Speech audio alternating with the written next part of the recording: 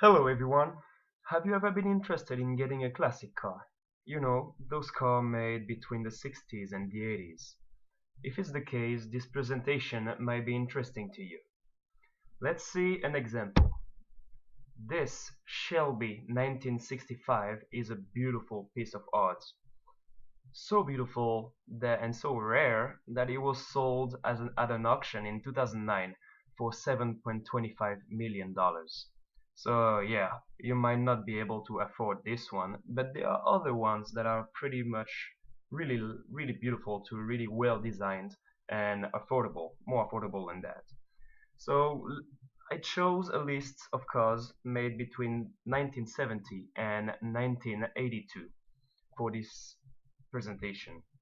And I compared three attributes for those cars. First is the horsepowers, second acceleration, and finally miles per gallon.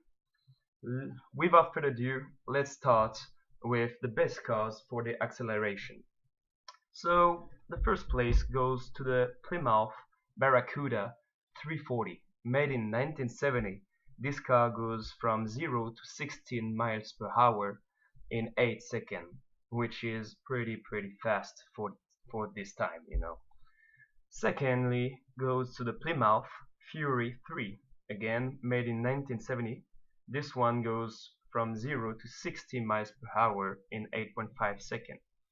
Finally, third place goes to the AMC Ambassador DPL 1970.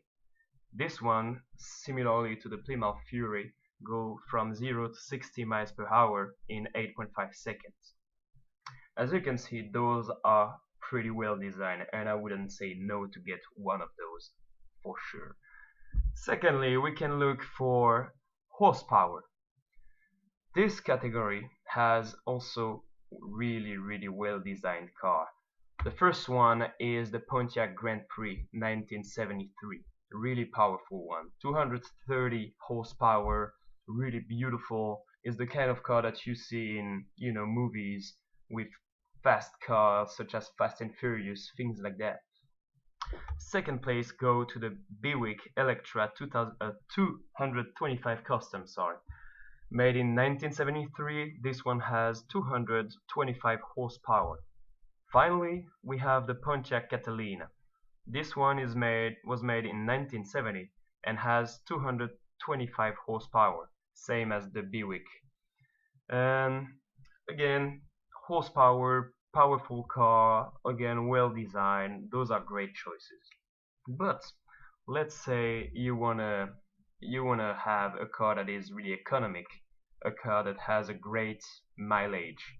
Well, don't expect to have so much of a beautiful car, but at least it's gonna be a classic car and an economical car. Let's start with the first place that goes with the Mazda GLC. Made in 1980, this car has a 46.6 miles per gallon capacity. Pretty good, pretty economic, but yeah, the design is not as great as the previous car we saw. Secondly, we have the Honda Civic 1500 GL, made in 1980. It has a 44.6 miles per gallon capacity.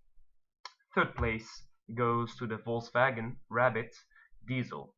This one was made in 1980 and has a 44.3 miles per gallon capacity.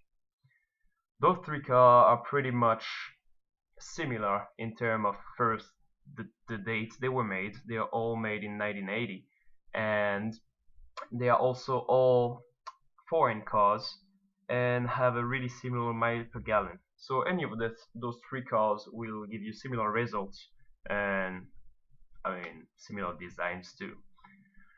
Well, if you're not looking for one attribute in particular, but you want a versatile car, a car that would have, for example, a great horsepower and acceleration at the same time, or great horsepower and miles per gallon at the same time, then we can look at this graph.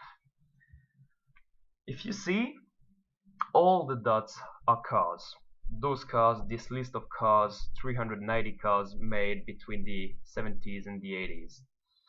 Well, on the lower right quadrants, you see cars here that has the greatest mix of acceleration and horsepower. Here is the quadrant. On the opposite side, here you see all the cars that have low acceleration, low horsepower.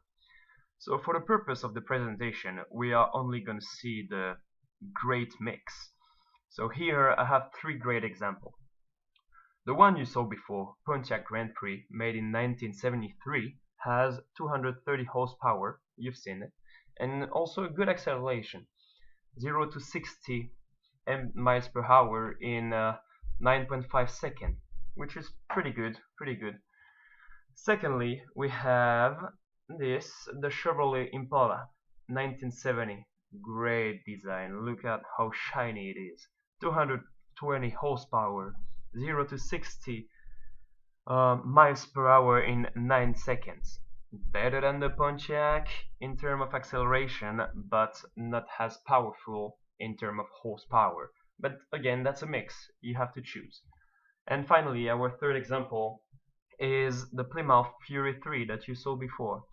This one has less horsepower than the two previous, but more acceleration. 8.5 seconds to go from 0 to 60. Pretty good. Well, if you're not looking for a really powerful car, because as you guess, a car that has horsepower and acceleration is really powerful. If you're more looking for an economical car, but still kind of powerful, we can see the other graph that I have here. The other graph shows horsepower cars and miles per gallon car together. Here is the upper right quadrants, where you see high horsepower and high miles per gallon. As you can see, the choice is quite obvious. We only have one car that fits in this quadrant.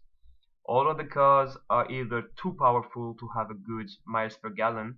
Here you can see high horsepower, low miles per gallon, or it's just a wrong mix, such as low horsepower but high miles per gallon, and low horsepower and low miles per gallon. As you can see also, most of the powerful cars are American. They are made in the US. On the other hand, high miles per gallon car are made in Europe and Japan, but not as powerful. So without further ado, let's see this car, which one it is. It is the Datsun 280ZX, made in 1980. It is a Japanese car. It has 132 horsepower. It's alright. It's not as powerful as the 230 horsepower that has the Pontiac, but it has a 32.7 miles per gallon.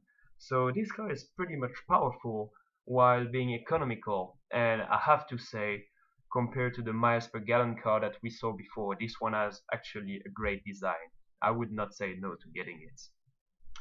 Well, if you're not happy still, but you want a good acceleration and miles per gallon car, there we have three candidates.